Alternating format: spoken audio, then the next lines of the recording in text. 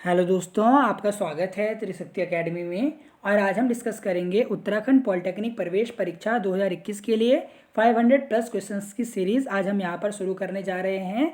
जिसके क्वेश्चंस, ये जो 500 प्लस क्वेश्चंस हैं, ये आपके 100% आपको ये क्वेश्चंस देखिए एग्जाम में देखने के लिए मिलेंगे। इससे पहले आपको पता है, जो स्टूडेंट्स यहाँ पर हमसे जुड़े हुए हैं त्रिशक्ति एकेडमी से, उन्होंने जीप प्लेलिस्ट पर, जीप 2021 प्लेलिस्ट में 50 प्लस वीडियोस वहाँ पर अवेलेबल हैं। उन्होंने पूरा रिवीजन किया है इन 2 दिनों में और जो हमारे साथ बने हुए हैं डेली उन्होंने यहाँ पर रिवीजन किया है। अब यहाँ पर उनके लिए हम 500 प्लस क्वेश्चंस की सीरीज़ आपके लिए लेकर आ चुके हैं, जिसका आप सभी स्टूडेंट्स को वेट था।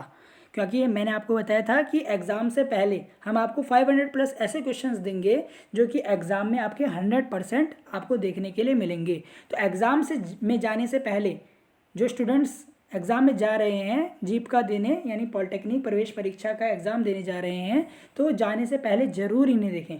एग्ज़ाम में जाने से पहले ज़रूर आपको ये वीडियो देखनी है। जो 500 प्लस हम क्वेश्चंस की सीरीज़ की वीडियो बना रहे हैं आपके लिए, जो सीरीज़ हम स्टार्ट कर रहे हैं वो आपके लिए मोस्ट इंपॉर्टेंट होने जा रही है। और मैं आपको श्योरिटी देता हूँ यहाँ पर कि जो स्टूडेंट्स देखिए हमारी सारी जीप प्लेलिस्ट की सारी वीडियोस देखी हैं, अपना कॉन्सेप्ट उन्होंने बहुत मजबूत किया है, एनसीईआरटी से उन्होंने अपना कॉन्सेप्ट मजबूत कर लिया है, हमारे क्वेश्चंस की उन्होंने प्रैक्टिस की है, क्वेश्चन सेट की उन्होंने प्रैक्टिस की है, पेपरों की उन्होंने प्रैक्टिस की है। 101% एग्ज़ाम में उनकी 1 से लेकर 100 तक के बीच में रैंक आनी चाहिए। इंजीनियरिंग ग्रुप में खासकर ए ग्रुप की भी हम प्रिपरेशन हमने यहाँ पर स्टार्टिंग की, इंजीनियरिंग के वहाँ पर क्वेश्चंस डाले हैं। ए ग्रुप के भी इनको ट्राई कर सकते हैं, ईजी क्वेश्चन होंगे उनके लिए। क्योंकि यहाँ पर ई ग्रुप तो 10th बेस होता है, पर वहाँ पर आप 12th बेस पर देते हैं तो क्वेश्चंस का लेवल थोड़ा हाई होता है वहाँ पर। तो देखिए मोस्ट इंपॉर्टेंट फिजिक्स क्वेश्चंस की सीरीज़ को आप देखिए यहाँ पर स्टार्ट करते हैं। आपके लिए यहाँ पर पर्दा खोलते हैं। देखिए पर्दा खुल चुका है। अब आप यहाँ पर देखिए क्वेश्चंस हम यहाँ पर स्टार्ट कर देते हैं। क्वेश्चंस हम यहाँ पर देखिए स्टार्ट करते हैं। देखिए mass of A object is 20 kilogram, यानी किसी भी ऑब्जेक्ट का द्रव्यमान, मैं हिंदी में भी आपको बोलूँगा तो हिंदी वाले कंफ्यूज ना हो कि यहाँ पर इंग्लिश में लिखा हुआ है, मैं आपको हिंदी में भी समझाऊंगा। देखिए the mass of an object, जो आपका एक ऑब्जेक्ट है उसका जो द्रव्यमान है वो 20 किलोग्राम है। आपको इसका वेट निकालना है। चलिए सॉल्व करते हैं। तो देखिए जो मास है यहाँ पर लिख देता हूँ। जो गिवन आपके पास आइटम है, मास इज गिवन 20 किलोग्राम। मास कितना दिया है? 20 किलोग्राम। आपको वेट निकालना है। वेट होता है mass into gravity, mass into gravity. Weight होता है मास इंटू ग्रेविटी। मास क्या आया? 20 किलोग्राम इंटू ग्रेविटी की वैल्यू क्या होती है? 9.8 होती है। कितनी होगी? 9.8 होती है। और जब आप ये सॉल्व करेंगे तो आपके पास आएगा 196 न्यूटन। कितना आएगा आपके पास? 196 न्यूटन आएगा। ये आपको ध्यान देना। कितना आएगा? 196 न्यूटन यहाँ पर आंसर आएगा। तो ये देखिए इस तरीके के क्वेश्चन एग्जाम में आपके 101% पूछे जाएंगे। 101% आपसे इस तरीके के क्वेश्चन जो हैं वो एग्ज़ाम में पूछे जाने वाले हैं। तो आप इनकी अच्छे से तैयारी करेंगे। देखिए power of a lens of an adult human being is, यानी जो ह्यूमन बींग होते हैं उनकी आइज़ की पावर कितनी होती है? किसी भी ह्यूमन बींग की जो अडल्ट है उसकी आइज़ की जो पावर है, वो कितनी होगी? तो यहाँ पर आप देखिए इसको हम कैसे सॉल्व करेंगे मैं आपको बताता हूँ। आपको पता है कि जो मनुष्य होता है उसकी आइज़ की फोकल लेंथ कितनी होती है, यानी वो 25 सेंटीमीटर तक पास देख सकते हैं। तो यहाँ पर कितना लिख दूँ? 25 सेंटीमीटर लिख देते हैं। चलिए यहाँ पर क्या लिख देते हैं? 25 सेंटीमीटर लिख देते हैं। क्या लिखते हैं? 25 सेंटीमीटर। अब आपको निकालनी है पावर। तो पावर क्या होती है? 1 फोकल लेंथ इन मीटर, पर ये किस में? सेंटीमीटर में। 1/25। आप इसको सेंटीमीटर में कन्वर्ट करने की, आप इसको मीटर में कन्वर्ट करने के लिए कह रही हैं 100 से डिवाइड करेंगे। 100 से डिवाइड करेंगे तो ऊपर यहाँ पर 100 आपका जाएगा और आप इसको यहाँ पर सॉल्व करेंगे तो आंसर आएगा 4 डायोप्टर। यूनिट भी पूछ सकते हैं पावर की, dioptre. Unit of power of lens is dioptre. तो इसका आंसर क्या आएगा? 4 डायोप्टर। तो इस तरीके के क्वेश्चन आपसे एग्जाम में पूछे जाएंगे। देखिए चलिए यहाँ पर आगे बढ़ते हैं। अब देखिए न्यू स्लाइड यहाँ पर ओपन हो गई है। यूनिट ऑफ मैग्नीफिकेशन, यानी जो मैग्नीफिकेशन है आवर्धन, इस हिंदी में भी यहाँ पर लिख देता हूँ जिससे आपको हिंदी वालों को कोई भी दिक्कत ना। आवर्धन की आपको यूनिट बतानी है। क्या बतानी है? यूनिट। तो मीटर होती है, डायोप्टर होती है, पर मीटर होती है, नो यूनिट। तो इसका आंसर आएगा नो यूनिट। मैग्नीफिकेशन की कोई यूनिट नहीं होती। आपको पता है मैग्नीफिकेशन का फॉर्मूला V/U होता है। V भी आपका मीटर क्या होगा? V आपकी डिस्टेंस होती है, मैग्नीफिकेशन बराबर V/U। अब यहाँ पर क्या आएगा, मैग्नीफिकेशन में क्या होता है, ये भी आपकी डिस्टेंस, ये भी distance, distance upon distance cut जाएगा, नो यूनिट आएगी, ये आपको ध्यान रखना है। तो इस तरीके के क्वेश्चन एग्जाम में आपसे पूछे जाते हैं। The lens present in human है, बहुत ही आसान क्वेश्चन है। आप स्टूडेंट्स देखिए जो हमारे साथ लाइव के दौरान जुड़े हुए हैं, जो लाइव के दौरान जुड़े हुए हैं वो तुरंत यहाँ पर आंसर देने की कोशिश करें। मेरे यहाँ पर जवाब देने से पहले आप यहाँ पर कमेंट सेक्शन में कमेंट लिख दें, लाइव बॉक्स में, लाइव चैट के दौरान आप कमेंट लिख सकते हैं। The lens present in human I, human आई में जो लेंस प्रेजेंट होता है वो कौन सा होता है, कॉन्वेक्स लेंस, सबको पता है कॉन्वेक्स लेंस, जिसको आप हिंदी में उत्तल लेंस कहते हैं। हिंदी वालों का भी यहाँ पर ख्याल रखा जाएगा, उत्तल लेंस, ये आपको ध्यान रखना है। तो ये क्वेश्चन देखिए हमने खुद हैंडमेड यहाँ पर तैयार किए हैं, जो एग्जाम में आ रखे हैं। इसमें केवल ना कि उत्तराखंड से हमने क्वेश्चन लिए हैं, हरियाणा से, दिल्ली से, अलग अलग पॉलिटेक्निक के हमने क्वेश्चन लिए हैं। तो यहाँ पर आपको ध्यान रखना है कि बहुत ही आपके लिए फ़ायदेमंद है। अब देखिए 1 कूलम जो चार्ज होता है, आप सभी ने पढ़ा है क्लास 10th में, 1 कूलम चार्ज कितने के बराबर होता है, 6.25 इंटू 10⁻18 इलेक्ट्रॉन के बराबर होता है। ये क्या है आपका 1 कूलम चार्ज। तो इस तरीके से पूछा जाता है। और 1 इलेक्ट्रॉन पर चार्ज भी पूछ सकते हैं, 1.6 इंटू 10⁻⁻19 कूलम। 1 इलेक्ट्रॉन पर कितना चार्ज होता है, वो कितना होगा, 1.6 इंटू 10⁻⁻19 कूलम। ये भी आपसे पूछा जा सकता है। दोनों चीज़ मैंने आपको बता दी। जूल पर कूलम, जूल क्या होता है, वर्क, और कूलम क्या है, चार्ज। तो work done to carry a charge क्या होती है, वोल्ट होगी, क्या होगा, वोल्ट। इस तरीके के क्वेश्चन आपके एग्जाम में आएगा, जूल प्रति कूलम क्या होता है आपके, वोल्ट, यहाँ पर आंसर आएगा। इस तरीके का इंपॉर्टेंट क्वेश्चन आपके एग्जाम में आ सकते हैं। देखिए तो आप भी यहाँ पर जवाब देने की कोशिश करें, क्वेश्चन वाइज आपके लिए तैयार किए हैं यहाँ पर। देखिए the commercial unit of electric power, जो कमर्शियल यूनिट होती है इलेक्ट्रिक पावर की, वो क्या होती है, किलोवाट आवर, क्या होती है, किलोवाट आवर। ये आपको ध्यान रखना है। देखिए 2 इलेक्ट्रिक लैंप हैं, ये आपके लिए नया क्वेश्चन होगा, इंपॉर्टेंट, आप इसे नोट करें। देखिए 2 इलेक्ट्रिक लैंप हैं, 40 वोल्ट, 40 वाट, 40 वाट क्या है उनकी पावर है, 40 वाट। इनको पैरेलल में आप कनेक्ट करते हैं, तो जो टोटल पावर होगी वो कितनी होगी। तो आप क्या करते हैं, देखिए 2 40 के लगे हैं, तो आप इन दोनों को ऐड कर दें, क्या कर दें, ऐड। अगर पैरेलल में लगे हैं तो ऐड कर देंगे, 40 और 40 क्या आएगा, 80 वाट आएगा, क्या आएगा, 80 वाट आएगा, 80 वाट यहाँ पर आंसर आएगा आपका। तो ये आपको ध्यान होना चाहिए। इस तरीके के क्वेश्चन आपने क्लास 10th में नहीं किया होगा, तो इस तरीके के क्वेश्चन मैंने आपको करा दिया है। ये एग्जाम में इंपॉर्टेंट है बहुत, इसको मार्क कर लेंगे। अपने फ्रेंड्स के साथ भी देखिए वीडियो को, अगर आप लाइव के दौरान जुड़े हुए हैं या लाइव के अलावा भी आप वीडियो को देख रहे हैं, तो आप क्या करें, आप वीडियो को शेयर कर दें अपने फ्रेंड्स के साथ, क्योंकि जब आप अपने फ्रेंड्स के साथ शेयर करेंगे वीडियोज़ को, तो वो भी यहाँ लाइव चैट के दौरान आपसे बने रहेंगे और यहाँ पर जवाब देंगे, तो आपको पता चल जाएगा, कॉम्पिटिशन आपके सामने आपको नजर आएगा। देखिए जो आइडियल वोल्टमीटर है उसका रेजिस्टेंस कितना होता है, इन्फिनिटी। जो आइडियल आपका वोल्टमीटर होता है उसका रेजिस्टेंस कितना होगा, इन्फिनिटी होता है, कितना होता है, इन्फिनिटी। और अगर यहीं पर आपसे एमीटर का पूछूं तो एमीटर करंट मेज़र करता है, तो अगर आपका एमीटर करंट मेज़र करता है तो इसका रेजिस्टेंस 0 होता है, कितना होता है, 0। आप यहाँ पर अज्यूम करते हैं 0 होता है, तो ये आपको ध्यान रखना है यहाँ पर। The resistance of a straight conductor, आपके पास एक लंबा यहाँ पर स्ट्रेट कंडक्टर है इस तरीके से। अब आपको यहाँ पर बताना है कि जो रेजिस्टेंस होता है स्ट्रेट कंडक्टर का, वो किस पर डिपेंड यहाँ पर नहीं करता है। तो देखिए लंबाई पर वो डिपेंड करता है, बिल्कुल। टेम्परेचर पर वो डिपेंड करता है, बिल्कुल।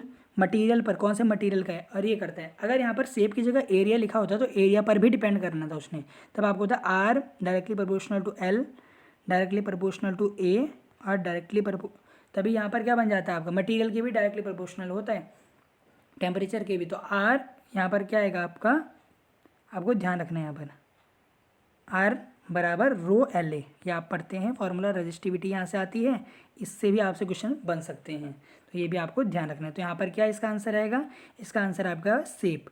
शेप पर डिपेंड नहीं करता क्रॉस सेक्शन की, एरिया पर डिपेंड करता है, एरिया किस प्रकार है, शेप यहाँ पर नहीं आएगा आंसर, तो ये आपको ध्यान रखना है। चलिए नेक्स्ट स्लाइड आपके लिए खोलते हैं। देखिए a magnetic field line is use to find the direction of, देखिए जो मैग्नेटिक फील्ड लाइन होती है वो क्या बताती हैं, साउथ पोल बताती है, नॉर्थ पोल बताती हैं, ए बी है बार मैग्नेट, तीसरा है कंपास नीडल, ये चौथा है मैग्नेटिक फील्ड। तो देखिए जो मैग्नेटिक फील्ड लाइन होती है तो मैग्नेटिक फील्ड की ही दिशा बताएंगी। तो इस क्वेश्चन का मतलब है कि जो आपकी मैग्नेटिक फील्ड लाइन होती है वो किसकी दिशा बताती हैं, तो आपका ऑप्शन आएगा डी, मैग्नेटिक फील्ड की दिशा बताएंगी। तो इसका आंसर ये आ गया, आपको ध्यान रखना है इसका। What is the unit of magnitude of magnetic field? जो मैग्नीट्यूड होता है मैग्नेटिक फील्ड की, इसकी यूनिट क्या होती है? टेस्ला। क्या होती है? टेस्ला। मैंने आपको ये चैप्टर अच्छे से कराया कॉन्सेप्ट वाइज। तो आप यहाँ आगे बढ़ते हैं। सोनार की फुल फॉर्म, मैंने आपसे एक फुल फॉर्म भी आपके लिए करा रखी है, बहुत सारी फुल फॉर्म है, कोई भी आएगी तो आप बता देंगे, वो वीडियो में आपने देखी होगी तो आप तुरंत आप बता दीजिए। स्टूडेंट्स आप जो है कमेंट करने की कोशिश करें, तुरंत आप आंसर दें। देखिए लाइव के दौरान कमेंट में आप क्या करें, कमेंट सेक्शन में कमेंट करें, आप लाइव बॉक्स में भी चैट कर सकते हैं। तो इसका आंसर क्या आएगा? Sound navigation and ranking. Sound navigation and ranking इसका आंसर आएगा। जो फ्लेमिंग का कौन सा रूल है यहाँ पर? Right hand rule. तो राइट हैंड रूल किसके लिए बना होता है? जनरेटर के लिए बना होता है, चाहे वो एसी हो डीसी, दोनों के लिए क्या आएगा आपका? ए और बी। यहाँ पर ऑप्शन डी करेक्ट है, ए और बी दोनों सही हैं आपके, ए और बी दोनों करेक्ट हैं। इलेक्ट्रिक मोटर के लिए आप कौन सा यूज़ करते हैं? वहाँ पर आप लेफ्ट हैंड रूल यूज़ करेंगे मोटर के लिए, यहाँ आपको ध्यान रखना है। चलिए in the right hand rule, right hand rule में जो आपका थंब होता है, देखिए थंब जो होता है वो किसको बताता है? देखिए एक बताता है मोशन को, एक बताता है फील्ड को, एक बताता है आपका ये है मोशन ऑफ कंडक्टर, ये आपका फील्ड है और ये आपके इंड्यूस करंट है। तो ये किसको बताएगा? In right hand rule thumb represent the direction of motion of conductor, motion of conductor, ये आपको ध्यान रखना है।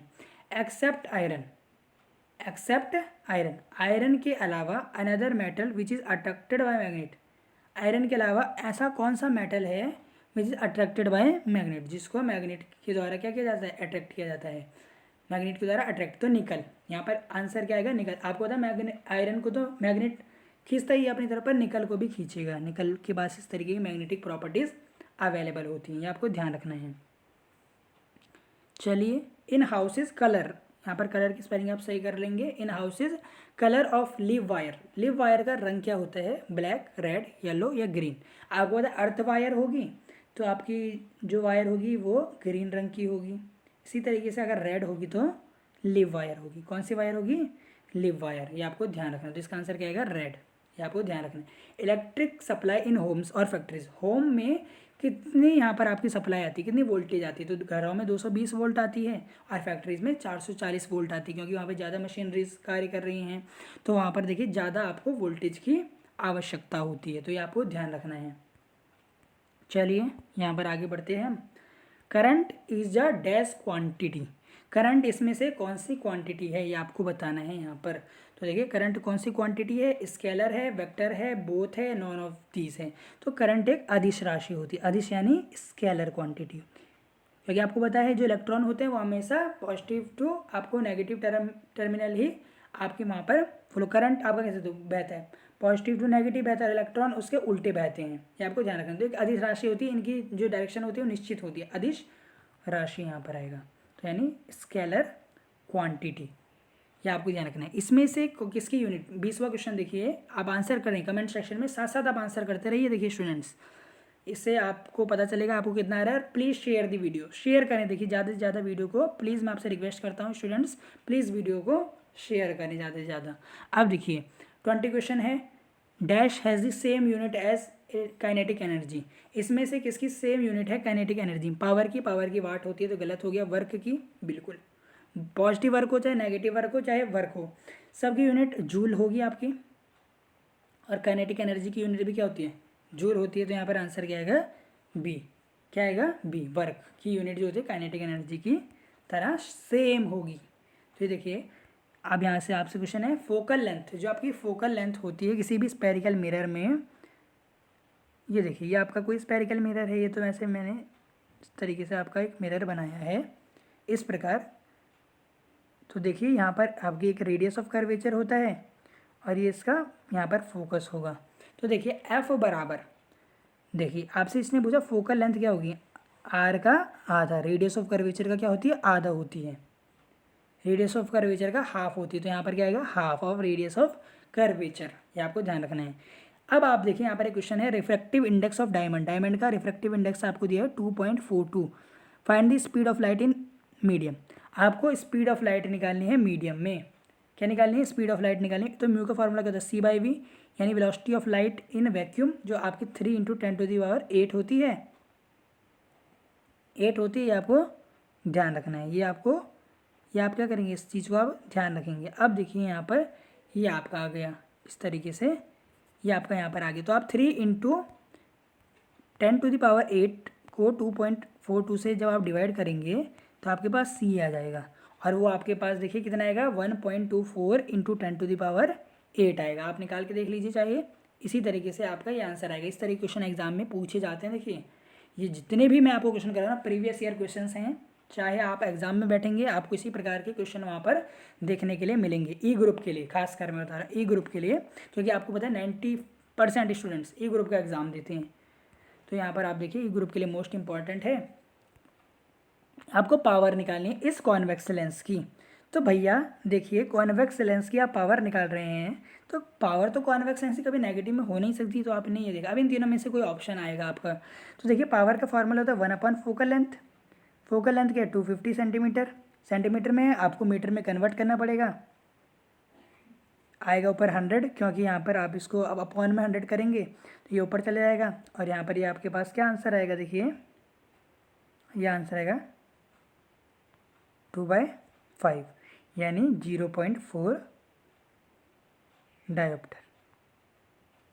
0.4 डायोप्टर यहाँ पर आया आपका आंसर।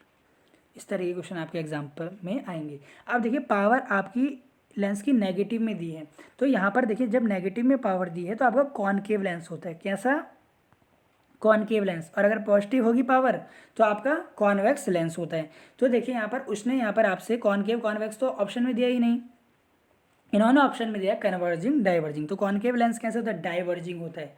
कैसा होता है, डाइवर्ज करता है। इस तरीके से आपकी रेज आती हैं, इनको इस तरीके से फैला देता है ये, तो डाइवर्जिंग होता है। तो यहाँ पर option B is correct, option B is correct. इस तरीके के क्वेश्चन एग्जाम में पूछे जाते हैं। देखिए शेयर करें, दबा के आप शेयर करें। देखिए वीडियो को जितने भी स्टूडेंट जुड़े हुए हैं अपने फ्रेंड्स से, आज जिन्होंने पॉलिटेक्निक का फॉर्म भरा है उनके साथ शेयर करें, वो भी यहाँ लाइव चैट के दौरान जुड़ें और आप कमेंट करें। आप कमेंट कर सकते हैं, कोई भी क्वेरी तो आप कमेंट करें। देखिए जो मैग्निफिकेशन होता है यहाँ पर कॉन्वेक्स मिरर का, जो आवर्धन होता है देखिए कॉन्वेक्स मिरर का, तो वो कैसा होगा, हमेशा यहाँ पर हमेशा देखिए इमेज आपकी छोटी बनती है, ये आप सभी को पता है। तो देखिए क्या होता है, ये हमेशा स्मॉलर देन 1 होता है, इमेज छोटी बनती है। तो आप इसका फॉर्मूला लगा दीजिए v/u, चाहे h/h आप लगाएं, इमेज की हाइट अपॉन में ऑब्जेक्ट की हाइट। तो ये हमेशा क्या आएगा, इस एक से छोटे ही आएगा, तो यहाँ पे स्मॉलर देन 1 आएगा। ये आपको ध्यान रखना है। कॉन्वेक्स मिरर की यहाँ पर बात की गई है, किसकी, कॉन्वेक्स मिरर की यहाँ पर बात की गई है। तो इसका आंसर देखिए क्या आएगा, स्मॉलर देन 1। चलिए अब इसके बाद नेक्स्ट क्वेश्चन देखते हैं। आप भी इसका आंसर देखिए कमेंट सेक्शन में देने की कोशिश करें। देखिए दो कॉनकेव लेंस हैं जिनकी फोकल लेंथ यहाँ पर दी हुई है, कितनी, आपकी फोकल लेंथ दी 1/25। तो ये आप पहले P1 निकालिए, एक की पावर निकालिए, आपको दोनों की पावर का कॉम्बिनेशन निकालना है, आपको P1 + P2 निकालना है। तो यहाँ पर आपको देखिए P टोटल के लिए P1 + P2 निकालना है। तो पहले P1 आप कैसे निकालेंगे, P1 आप कैसे निकालेंगे, देखिए P1 आप निकालेंगे यहाँ पर, देखिए P1 यानी पावर आप कैसे निकालेंगे, पावर आप यहाँ पर निकालते हैं। देखिए किस तरीके से, 1/, फोकल लेंथ 1/25 सेंटीमीटर, इसको मीटर में कन्वर्ट करेंगे, 100 ऊपर चले जाएगा, यहाँ पे आएगा आपके पास 4 प्लस, यहाँ पर ऐसे माइनस में आएगा क्योंकि कॉनकेव लेंस है, आखिरी में हम माइनस ले लेंगे। अब देखिए यहाँ पर दूसरा 10 का ऊपर 100 चले जाएगा, नीचे 10 आएगा। तो यहाँ पर आंसर आपके पास 4 और 10 14 आएगा, और नेगेटिव में आएगा, क्योंकि जो कॉनकेव लेंस होता है इसकी जो पावर होती है नेगेटिव में होती है, तो -14 डायोप्टर। इस तरीके देखिए यही क्वेश्चन आपसे एग्जामिनेशन में भी पूछे जाने हैं, तो आपको इनकी अच्छे से प्रैक्टिस करनी है। जितने क्वेश्चन हमने आपको पहले कराएं उनकी आपको क्या करनी है, प्रैक्टिस करनी है। देखिए यहाँ पर अच्छा क्वेश्चन आया है आपके लिए। 2 ऑब्जेक्ट हैविंग मास, देखिए 2 ऑब्जेक्ट है जिनका यहाँ पर मास कितना है, 2 ऑब्जेक्ट है जिनका मास यहाँ पर है 1 किलोग्राम। देखिए आपने क्लास 9th का यहाँ पर एक क्वेश्चन आ गया है। 2 मासेस हैं, एक है यहाँ पर m1 m2, इनके बीच में डिस्टेंस है 1 मीटर। आपको फोर्स ऑफ अट्रैक्शन निकालनी है। तो फोर्स क्या होती है, G m1 × m2, ये 1 हो जाएगा, अपॉन में r² ये भी 1 हो जाएगा। तो G की वैल्यू के बराबर ही तो आपका फोर्स आएगा, और G की वैल्यू क्या होती है, तो यहाँ पर आप देखिए एफ किसके बराबर होगा, जी के बराबर होगा, और वो जी की वैल्यू कितनी होती है 6.67 इंटू 10⁻⁻11। यहाँ पर देखिए, यहाँ पर न्यूटन आएगा, क्या आएगा, न्यूटन, क्योंकि आपको क्या निकालनी है, फोर्स निकालनी है, फोर्स न्यूटन में होता है, तो ये आपके पास आ जाएगा option A is correct choice. देखिए तो देखिए यहाँ पर ऑप्शन क्या आएगा, ए आएगा, तो ये बिल्कुल सही चॉइस होगी। The change in focal length of eye, देखिए जो फोकल लेंथ होती है आईज लेंस की, वो किसके कारण देखिए चेंज होती है, प्यूपिल के कारण, रेटिना के कारण, सीलियरी मसल्स के द्वारा, या इरिस के द्वारा। तो यहाँ पर आएगा सीलियरी मसल्स, क्या आएगा यहाँ पर, सीलियरी मसल्स आएगा, ये आपको ध्यान रखना है। तो इस तरीके के ऑप्शन देखिए एग्जाम में आते हैं, तो आपको ध्यान रखना है। ये सभी टॉपिक मैं आपको सेपरेट वीडियोस में करा चुका हूँ, आप इनके आंसर देने की देखिए कोशिश करें। देखिए dash part of human I having sensitive layer, हमारी आई के देखिए कौन सा आपका ऐसे पार्ट है जिस पे बहुत ही ज़्यादा सेंसिटिव लेयर होती है, प्यूपिल पर, रेटिना पर, कॉर्निया पर, या ऑल ऑफ द अबव पर। तो किस में सबसे ज़्यादा होगी, कॉर्निया पर, क्योंकि कॉर्निया से ही आपका देखिए प्रकाश एंटर होता है आइज़ में, तो यहाँ पर कॉर्निया इसका आंसर आएगा। Dash is least scattered by fog and can be seen from a distance, ऐसी कौन सी लाइट है जो आपको डिस्टेंस, दूरी से दिखाई देती है, वो रेड है, क्योंकि रेड की वेवलेंथ सबसे ज़्यादा होती है और स्कैटरिंग पावर सबसे कम होती है। सबसे ज़्यादा वेवलेंथ किसकी होती है, रेड की, क्या तभी आपको देखिए जो ट्रैफिक लाइट्स होती हैं वो रेड होती हैं, जो आपको लाल रंग होता है वो आपको दूर से ही दिखाई देता है, क्यों, क्योंकि उसकी वेवलेंथ अधिक होती है। तो ये आपको ध्यान देना है, इसकी स्कैटरिंग पावर भी कम होती है, और आपका जो स्काई है वो आपको ब्लू क्यों दिखाई देता है, क्योंकि उसकी स्कैटरिंग पावर अधिक होती है, ये आपको ध्यान रखना है। चलिए देखिए क्वेश्चन है यहाँ पर, dash arise due to elongation of eye ball, देखिए जब आपकी आई बॉल जो है, आँख की जो पुतली है वो बड़ी हो जाती है, तो उसके कारण कौन सी डिजीज़ होती है, मायोपिया, हाइपरमेट्रोपिया, प्रेस बायोपिया, या आपका नॉन ऑफ दीज। तो मायोपिया आपका निकट दृष्टि दोष होता है, निकट दृष्टि दोष, या आपका दीर्घ दृष्टि दोष होता है, और प्रेस बायोपिया, और यहाँ पर डी, तो आपका इसमें आएगा मायोपिया, क्योंकि मायोपिया में आपकी आई बॉल देखिए क्या हो जाती है, मोटी हो जाती है। और इसमें आप देखिए निकट दृष्टि दोष में क्या होता है, आप निकट का तो देख सकते हैं पर दूर का नहीं दिखता है, ये आपको ध्यान रखना है। तो इसके लिए एग्जाम में ये भी आ सकता है कि आप कौन सा लेंस यूज़ करते हैं, आप इसमें कॉनकेव लेंस यूज़ करते हैं।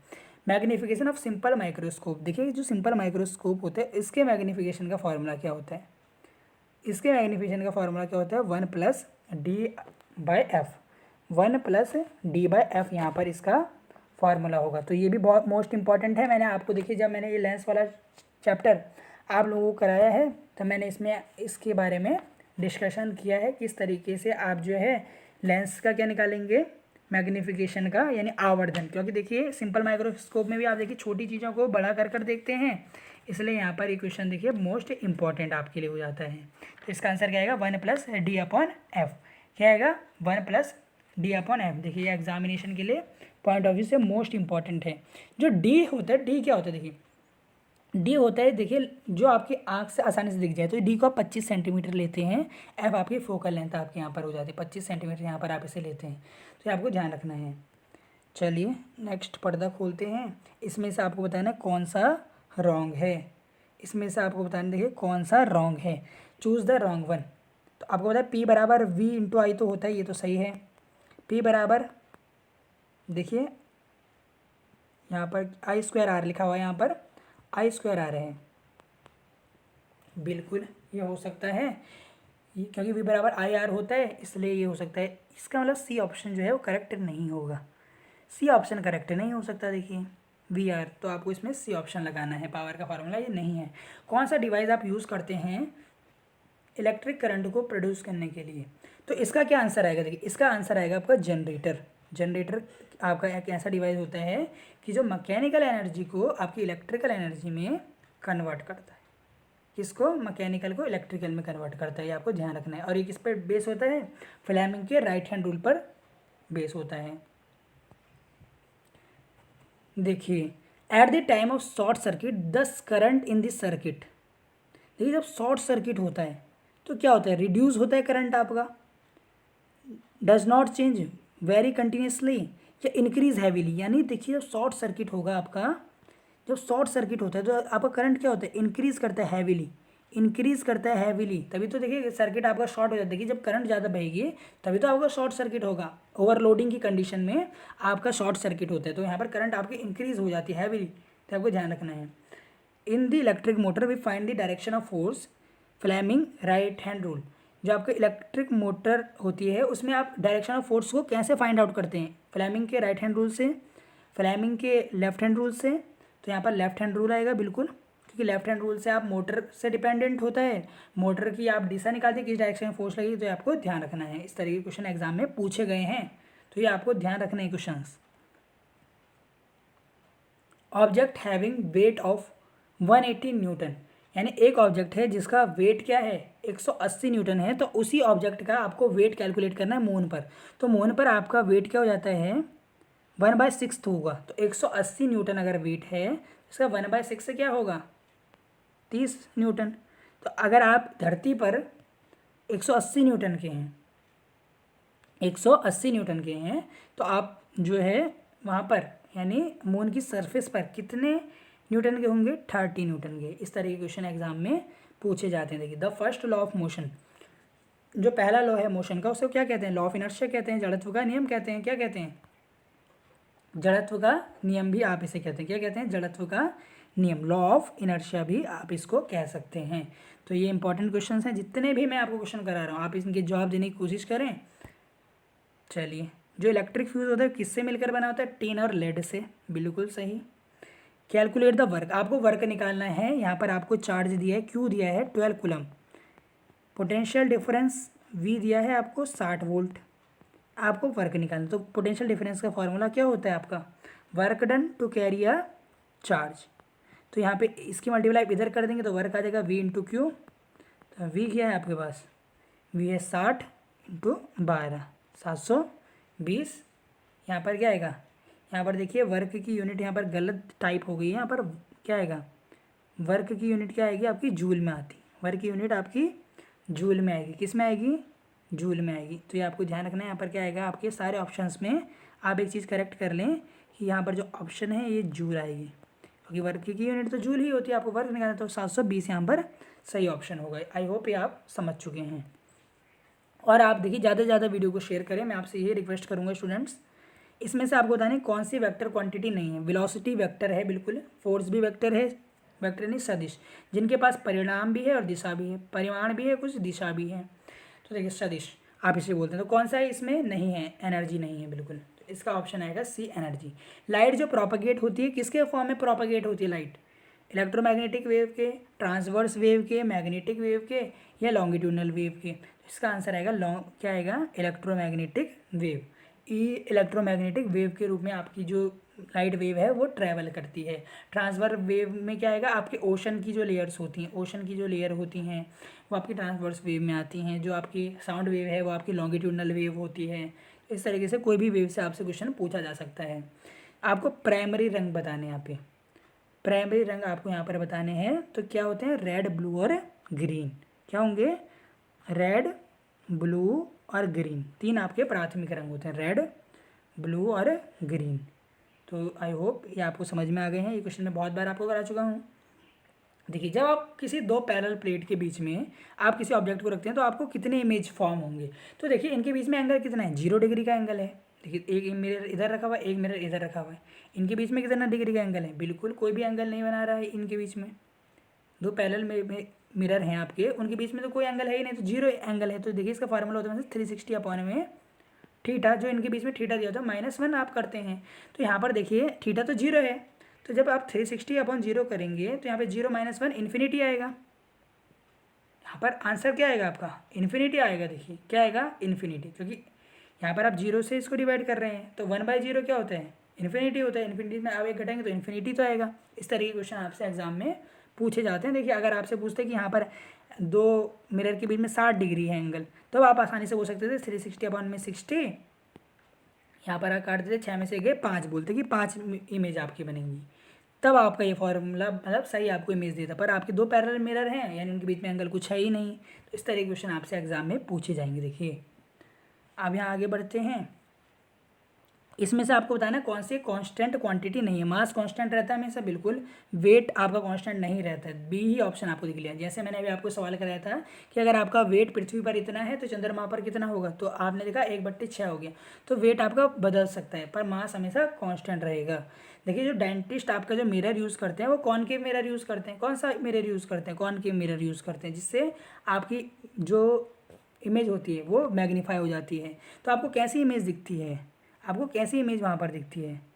आपको वर्चुअल आभास होता है, वर्चुअल और इमेजिनरी यहाँ पर आपको इमेज दिखेगी। ये आपको ध्यान रखना है। उल्टी तो बिल्कुल नहीं दिखेगी, इन्वर्टेड तो बिल्कुल ही नहीं। तो वर्चुअल और इमेजिनरी, वास्तविक आपको यहाँ पर वर्चुअल इमेज दिखती है, आभासी इमेज दिखती है आपको। ये आपको ध्यान रखना है, चाहे इसमें कुछ भी दिया हो। तो डेंटिस्ट कौन सा मिरर यहाँ पर यूज़ कर रहे हैं? कॉनकेव मिरर यहाँ पर यूज़ कर रहे हैं। और उसकी नेचर उन्होंने पूछा कि किस तरीके का नेचर होगा, तो वर्चुअल और इमेजिनरी उसका नेचर होगा।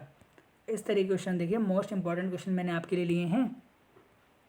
अगर देखिए डिस्टेंस ऑफ ऑब्जेक्ट, अगर ऑब्जेक्ट की डिस्टेंस हमेशा नेगेटिव है, ऑब्जेक्ट की डिस्टेंस हमेशा यहाँ पर नेगेटिव है, तो कौन सा मिरर होगा? Concave mirror. कौन सा मिरर होगा? कॉनकेव मिरर होगा। कौन सा होगा? Concave mirror. ये आपको ध्यान रखना, क्योंकि यू तो आप कहीं ना कहीं यहीं पर रखेंगे, इमेज आपकी यहाँ बनेगी कहीं इस तरीके से। ये आपको ध्यान रखना है। तो यहाँ पर कॉन्वेक्स मिरर में आपका देखिए जो डिस्टेंस होती है ऑब्जेक्ट की, वो हमेशा क्या होती है? डिस्टेंस हमेशा आपकी नेगेटिव होगी। इस तरीके से आप इसको बनाएंगे, हाँ नेगेटिव यहाँ पर लेंगे। तो इस तरीके से आपको ध्यान रखना है कि कॉनकेव मिरर में कौन सा मिरर है, मैं यहाँ पर बता रहा हूँ आपको, कॉनकेव मिरर। कॉनकेव मिरर में आपकी जो डिस्टेंस होती है, कॉनकेव मिरर में आप हमेशा यहाँ पर क्या लेते हैं? नेगेटिव इमेज बनती है, इन्वर्टेड ही हमेशा बनती है कॉनकेव में। तो ये आपको ध्यान रखना, कॉनकेव यहाँ पर इसका आंसर आएगा। इसमें से आपको मैग्नेटिक फील्ड की डायरेक्शन बतानी। तो मैग्नेटिक फील्ड की डायरेक्शन जो होती है फोर्स और करंट के परपेंडिकुलर होगी, 90 डिग्री होती है, तो यहाँ पर परपेंडिकुलर आएगा। क्या आएगा? Perpendicular to the force and current. ये सब मैं आपको करा चुका हूँ, इसलिए मैं जल्दी जल्दी क्वेश्चन आपको करा रहा हूँ। Presbyopia can be corrected. देखिए प्रेस बायोपिया क्या होता है? देखिए कई बार क्या होता है, ना आपको पास का दिखाई देता है ना आपको दूर का सही दिखाई देता है। तो वहाँ पर आप कौन सा लेंस यूज़ करते हैं? बाईफोकल लेंस, द्विफोकल लेंस यहाँ पर आप यूज़ करेंगे। कौन सा? द्विफोकल लेंस। कौन सा? द्विफोक्सी लेंस आप यहाँ पर यूज़ करते हैं। बाईफोकल लेंस इसका आंसर आएगा। अब यहाँ पर देखिए आज हम यहाँ पर 50 ही क्वेश्चन ले रहे हैं, 50 क्वेश्चन कल ले लेंगे, क्योंकि अभी देखिए बहुत टाइम है आपके एग्जाम में, मतलब लगभग तो 20 दिन है। तो लगभग अगर 50 क्वेश्चन भी हम रोज़ करेंगे तो अच्छी खासी आपकी प्रैक्टिस हो जाएगी। तो 50 ही क्वेश्चन आज देते हैं, वरना वीडियो देखिए काफ़ी लंबी हो जाएगी, ज़्यादा से ज़्यादा 50-60 मिनट की चली जाएगी। पर मैं चाहता हूँ यहाँ पर 32 मिनट की अभी हो चुकी है। तो अभी हम यहाँ पर ऐसे करते हैं कि ये 2 क्वेश्चंस ले लेते हैं, फिर हम क्या करेंगे अगली क्लास में, यानी कल जो है सेम टाइमिंग पर बाकी क्वेश्चंस जो है डिस्कस कर लेंगे। तो प्रेस बायोपिया बाईफोकल लेंस से सही होता है। और फिर है p²/2m। p क्या है? आपका मोमेंटम है। 2m यानी m यानी मास है। किसके बराबर में होगा? काइनेटिक एनर्जी की। मैंने आप बता रखा है कि जो काइनेटिक एनर्जी होती है वो किसके बराबर में होती है? p²/2m के बराबर होती है। रिलेशन होता है दोनों के बीच में, ये भी मैंने आपको बताया था। तो इस तरह के क्वेश्चन आपको एग्जाम में देखने के लिए मिलते हैं। देखिए तो ये मोस्ट इंपॉर्टेंट मैंने आज आपको यहाँ पर क्वेश्चन बताए। तो आप देखिए इसी के साथ देखिए बहुत सारे क्वेश्चन हैं यहाँ पर, बहुत सारे यहाँ पर क्वेश्चन हैं जो हम यहाँ पर 51 के आगे जो क्वेश्चन है वो हम यहाँ पर कल यहाँ पर सॉल्व करेंगे। तो आप देखिए यदि आपको इस वीडियो से रिलेटेड देखिए कोई भी क्वेरी हो तो आप कमेंट करें, कोई भी क्वेरी हो तो आप कमेंट करें। आपको वीडियो कैसे लगी हो आप बताइए कमेंट सेक्शन में। आप बता सकते हैं कि आपको वीडियो कैसे लगी है। आपको देखना है कि आप कितने क्वेश्चंस कर पा रहे हैं। आप अपना स्कोर यहाँ पर सबसे इंपॉर्टेंट मैं आपको बताऊंगा, आप अपना स्कोर बताइए। चलिए मैं नेक्स्ट यहाँ पर स्लाइड ले लेता हूँ, उसमें बता देता हूँ। आप अपना क्या करें, इस वीडियो के बाद में अपना स्कोर जो है कि आप इसमें कितना स्कोर कर पाए हैं, स्कोर आप बता दीजिए 50/50। 50 में से कितने आप क्वेश्चंस कर पा रहे हैं, 50/50 में से आप बता दीजिए। स्कोर आप अपना इस वीडियो के एंड में बता देंगे। और आपको अगर प्रीवियस ईयर पेपर देखने हैं तो आप टेलीग्राम को ज्वाइन कर सकते हैं। टेलीग्राम पर आपको हमारे क्या मिलेंगे? प्रीवियस ईयर क्वेश्चन मिलेंगे। और कल आप इसके लिए तैयार रहिए। दूसरे यहाँ पर हम इसका जो फिजिक्स का पार्ट 2 है जिसमें 50+ क्वेश्चंस और लेंगे, 50 क्वेश्चन आज लिए, 50+ क्वेश्चंस कल भी लेंगे। तो वो हम यहाँ पर कल यहाँ पर डिस्कस करेंगे आपसे सेम टाइमिंग पर। तो आप देखिए इसी के साथ आप हमें क्या कर सकते हैं, सब्सक्राइब कर सकते हैं त्रिशक्ति अकेडमी को। और देखिए मैं आपसे एक रिक्वेस्ट करूँगा कि वीडियो को ज़्यादा से ज़्यादा शेयर करें फ्रेंड्स, ज़्यादा से ज़्यादा आप वीडियो को शेयर करें अपने फ्रेंड्स के साथ। मैं चाहता हूँ या लाइव के दौरान जो है आपके बहुत सारे स्टूडेंट्स जुड़े, देखिए बहुत सारे स्टूडेंट्स जुड़े लाइव के दौरान, वो कमेंट करें अपने। मैं ये चाहता हूँ आपसे। तो आप क्या करेंगे, ज़्यादा से ज़्यादा वीडियो को शेयर करें अपने फ्रेंड्स के साथ। जो स्टूडेंट्स देखिए पॉलिटेक्निक का एग्जाम दे रहे हैं उनके साथ आप प्लीज़ ज़रूर अपने फ्रेंड सर्कल में इन वीडियोज़ को शेयर करें। जिन भी सोशल मीडिया से आप जुड़े हुए हैं, अकाउंट से जुड़े हुए हैं, उन पर आप देखिए वीडियोज़ को शेयर करें। ज्वाइन होने का स्टूडेंट्स को बताइए चैनल के बारे में, क्योंकि देखिए आप ही लोग हैं जो देखिए वीडियोज़ को क्या कर सकते हैं, शेयर कर सकते हैं ज़्यादा से ज़्यादा, क्योंकि स्टूडेंट्स की पावर बहुत अधिक है। वो ज़्यादा से ज़्यादा ग्रुप्स में इन वीडियोस को शेयर करें, तभी देखिए आपके लिए देखिए कुछ फ़ायदेमंद होगा, क्योंकि लाइव के दौरान भी ज़्यादा स्टूडेंट जुड़ेंगे और देखिए वीडियोस को भी ज़्यादा से ज़्यादा लोग देखेंगे, तो देखिए तभी यहाँ पर कुछ इफेक्टिव हमें रिजल्ट मिलेगा। तो आप इसी तरीके से वीडियोस देखते रहिए। अगर अभी भी कोई कॉन्सेप्ट की वीडियोस देखना चाहता है तो जी प्लेलिस्ट 2021 में जाके 50+ वीडियोस हैं, आप उनको कॉन्सेप्ट वाइज देख सकते हैं। और आप हमें फेसबुक, इंस्टाग्राम और टेलीग्राम पर लाइक करें। बहुत बहुत धन्यवाद, और कल के लिए आप रेडी हो जाइए। बहुत बहुत